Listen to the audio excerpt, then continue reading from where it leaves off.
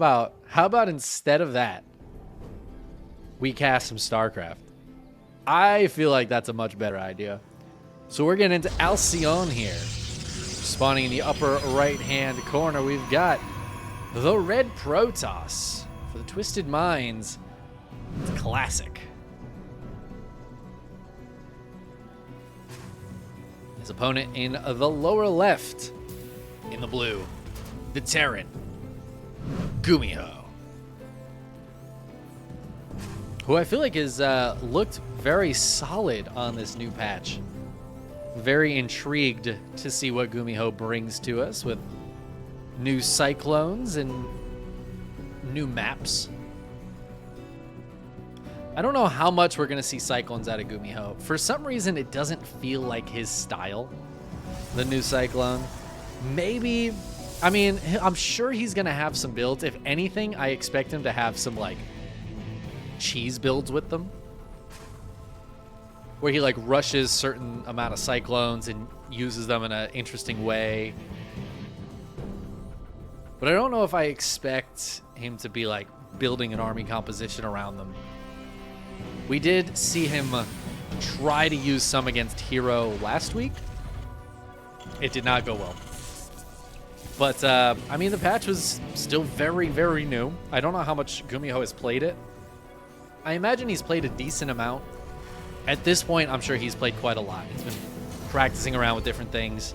It's worth noting, we actually have GSL next week. Is going to be the start of GSL, so a lot of these guys probably want all the practice they can get on the new maps with the new units, and, or not new units, but the changes to the units, so they can figure out a lot of the cool stuff they're planning for GSL in the coming weeks. Which also reminds me, we're actually not going to have a KSL next week. I'm very sad to say. We have to skip a week here and there just because our Patreon, while it does still have a lot of support from a lot of lovely folks, doesn't quite have the support we need to do every week $400 prize pools. If you would like to support it, we'd really appreciate it. We'd love to get back up to making sure we can cover every week. But right now it's looking like we're going to have to take a week off just every now and then. And next week is going to be one of those weeks. I figured with GSL, let those players focus on the first week of GSL. We're at number 30. I feel like it's a decent time to take a cheeky little break, and in a few weeks I'm sure we'll do another one. But we'll keep KSLing as long as we can. That was cute. GuMiho actually got out of there using the second little jump up spot into the natural, which I feel like it's hard to see that it's there. Well, GuMiho knows. And this looks like a very standard opening for the Terran. Classic, in the meantime, going for a slightly different kind of standard. And that is to say, it looks like he's going to attack with Blink Stalkers on 2 bases. It seems like Classic is, you know, he's going for what Max Pax goes for every single game against Clem, it seems. The good old 3-gate Blink. This is What a Mind Drop of GuMiho. It has a duty to scout this, as he has not scouted the front. Doesn't necessarily know how many gates he's up against. In fact, did he scout this Twilight Council? Okay, he scouted the Twilight Council at least.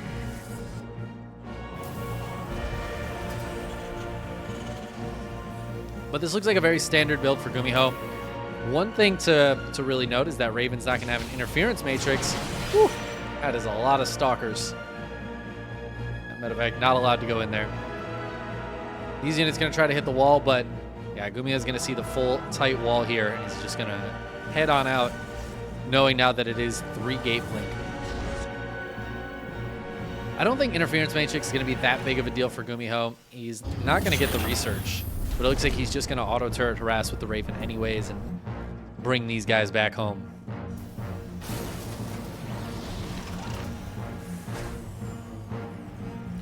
GuMiho going to be defending with tanks. Imagine if they changed tanks so where you had to research siege mode again. Maybe that's the real thing they need to do to keep things fresh in here. Auto turret drops in, gets 1 probe kill. Classic's going to take a third, though, so this is not a big blink attack. It's kind of the beauty of, especially, I think, 3-gate, but I've even seen players do this with 4-gate quite a bit. You can put down those gateways and not use them right away. And it's not great. Obviously, you could take the Nexus sooner or do other things with that money. But I feel like GuMiho's playing very defensively, expecting an attack to come. And Classic's just like, no, I'm just going to expand then. Okay. You scouted me. I'm going to expand. He's going into charge and storm very quickly with a bunch more gateways coming up and that forge finishing here. And I feel like Classic's going to have a very powerful mid-game, and that's going to be important because GuMiho is going to move across the map fairly soon. Stamina +1 are nearly done. Combat shields is on the way. And yeah, he's going to unsiege, realizing, hey, there's actually not an attack coming. He's going to start heading out. So Classic, what he really needs here is Storm to finish. He's going to need to land 1 or 2 decent Storms. Picking off a couple of units across the map here is always very nice, too. And it's just going to be about getting as many units out as Classic possibly can. He does have an Immortal popping, too. Second one being Chrono boosted. I think that's a really nice choice, actually. Big, heavy-hitting unit will help against the siege tanks quite a bit.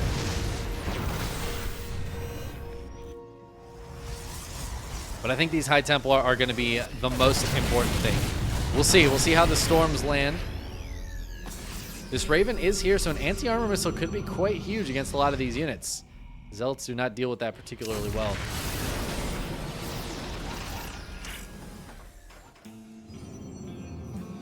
All right, High Templar. They have the energy. They have Storm. We could also see a feedback on the Raven, so it can even drop some auto turrets, but that's going to be less important. There's no Colossus shutting down or something where that Raven's going to be massively important. This could be nice, though. GuMiho going to get a beautiful little siege up position here, but Classic's going to dive in on top of this. There goes that feedback on the Raven after it drops the first auto turret. The Immortals going after the siege tanks. The Storms dropping on the Marines. Beautiful job by Classic, but there's just a few units left over for GuMiho. And with a couple of medevacs in the skies, sometimes that's all it takes. These High Templar are doing their best to gun down the Marauder, but they won't get it. And the 2 tanks stay alive. That's a big problem for Classic. He's going to try to drop a couple units on top of it, but instead realizing he's going to have to pick up and get out of here. GuMiho's going to be able to hold on to this position and keep shelling away at this assimilator.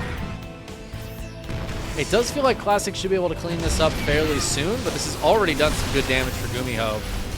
Oh, this is beautiful. Just clogging up the artery here with that Marauder. That's a juicy Storm. There's still enough bio here. I'm getting a little bit worried for Classic. I thought he was going to be able to clean that up, but the bio reinforcements have shown up, and GuMiho keeping that pressure on, not chilling at all. It looks like he's going to maybe send this group towards the 3rd or just rotate around. Classic needs to be very careful with this War Prism right now. It is about to fly directly into GuMiho's vision. Research complete. Fortunately, War Prisms are speedy boys. Classic will get those units out of there. The army supply is still pretty heavily in GuMiho's favor. Ooh, he's going to go for that Widowmine drop now. He's like, you stopped this before. Can't stop it now. Can't stop me now. Let's see if Classic's paying attention. He's focused out on the map here. There's a fight happening. But the fight between the Widowmine and the probes. So far, Widowmine's doing great. 3 kills. This time Classic is paying attention and takes no damage. Assimilator coming in clutch. But unfortunately, the armory is done. Oh no, those poor probes. Classic forces a cancel on another base, but that's a 4th base. Whoop. And it looks like the Immortal's going to take care of this one. Classic might have to pull away from that. But in the meantime, that's a huge EMP. Dead center of this army. Super Shield Battery turns on to regain some of those shields, but there is no energy left on these High Templar. Widowmine slamming into the Immortals on the high ground. I think there might be too much here for GuMiho. He's starting to focus fire these units down. He's stimming through. The Archon finishes, but it's the only thing left on the battlefield, and GG gets called as GuMiho pushes through for game number 1. He says, Ghosts got nerfed. That's okay by me. They're still pretty good. Lays those EMPs down all over the units that are very susceptible to EMPs. Not just Protoss, but those High Templar. High Templar getting slammed. And that's one of the hard things about opening with High Templar is you pretty quickly have to transition to Colossi and then into, you know, say Disruptors. And that's often easier said than done. That transition can be pretty brutal. If you can hold that first push pretty easily, if you land a couple of nice storms, you push the push away and don't really take any damage, you can get straight into Colossi, and by the time the ghosts come out, you have your next evolution. You don't really have to worry about it quite as much. But as we saw, that was not able to happen in the last game for this guy in the lower left. Classic. The quick High Templar didn't work out for him. We're here on Solaris. His opponent in the upper right-hand corner is GuMiho. I like this texture here on Solaris, the tile set. It feels kind of like Warcrafty.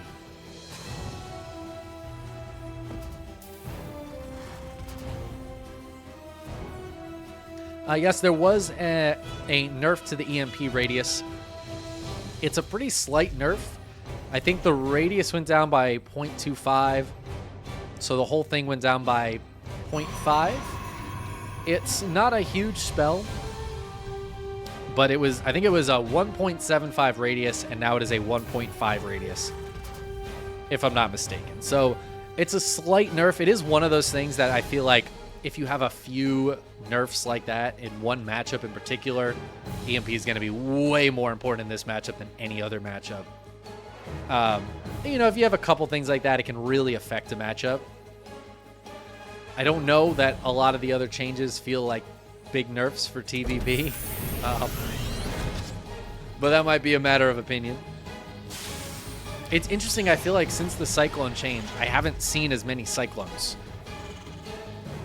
I don't know, maybe that's just me. Maybe we'll see them now. I feel like they used to fill a very particular role, and now they're just kind of like,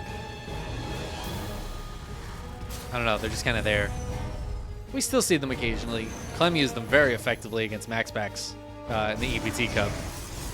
He used them so effectively that I clickbait titled the game, the match for YouTube.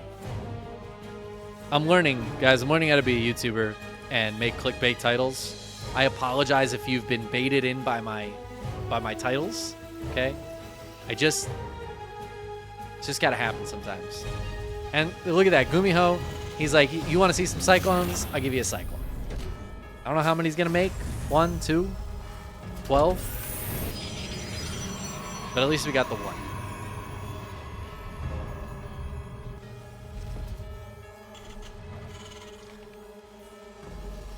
It is another Twilight Council for Classic. Oh, this is kind of cute. Adept a little bit late, but the probes body blocking. Dude, those are the most bro probes I've ever seen. Just holding the line here.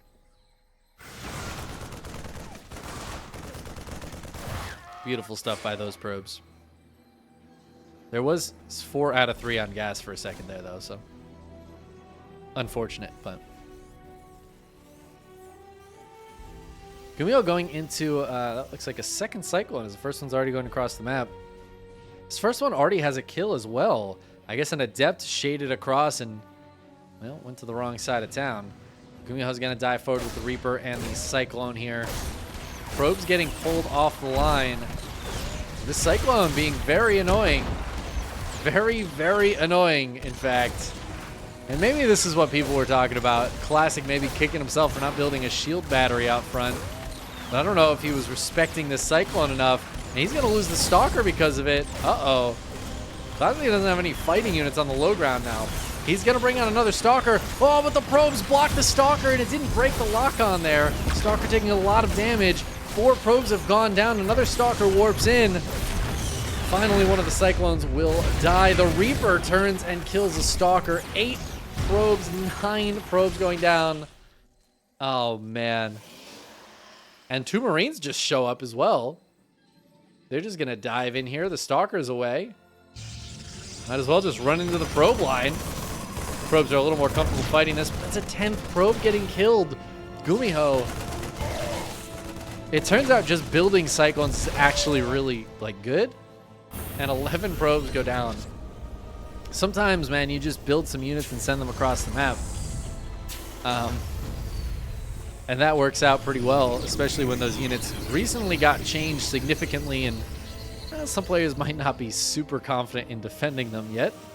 Hopefully we see some changes in that regard, but until then, it is what it is. GuMiho getting into... it's actually going to be quite a few Stim Marines off the back of this. And he might get a bit aggressive with those Stim Marines. Classic has, like, no fighting units at all, but he's just going to take a third base and try to get those probes out. But GuMiho's going to hit with a Cyclone and 4 Stim Marines. He's got a Liberator and a Siege Tank on the way. He's really powering up right now. And I'm getting a little worried for Classic because obviously the trades aren't great, but more importantly, I think he lost a couple of Stalkers early on, and that means he really has no Stalker presence on the map right now. 4 Stalkers, even with Blink, just can't really do much on the map. Except, I guess, one-shot Marines. But he's more focused at home, more worried about defending, which I guess in this case is good. There's a medevac boosting towards his base. But GuMiho's going to have a lot of Marines out fairly soon. He's going to have a tank or 3.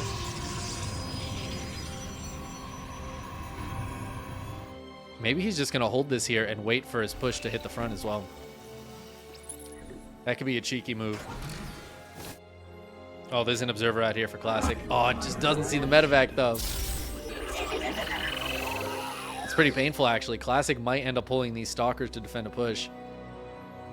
He's not going for Storm this time. Classic is doing a very similar thing, getting into charge a bunch of gateways off the back of that Blink opener. This time he should have +1 right around the same time as GuMiho. He's going to go try to pick off a couple Marines. Instead loses a Stalker. Oh, this is going from bad to worse for Classic. GuMiho's going to stim and run forward. He's going to drop in the main at the same time. There are a few Zealots here, but the Zealots having a tough time getting to these units. And GuMiho in the meantime pushing at the front. Oh no! Not the +1. Classic losing that crucial upgrade. And while the Cyclone did go down, these 4 Marines are still wreaking havoc. The tank's holding strong. I hear a Liberator. Oh my god, the Liberator goes down, but it already got so many kills. This is just brutal. Classic really struggling to deal with all of this at the same time. He's going to lose his Cyber Core. I don't think he's going to warp in any Stalkers anyways, but he's going to have to replace that. It's just more and more damage right now for GuMiho. Stalker's going to blink up and we'll finally push this away. But what is there to defend against this? A handful of Zealots. Oh no. And GuMiho with that +1 finished, stopping Classic from ever getting his. And it looks like GuMiho's going to push through this.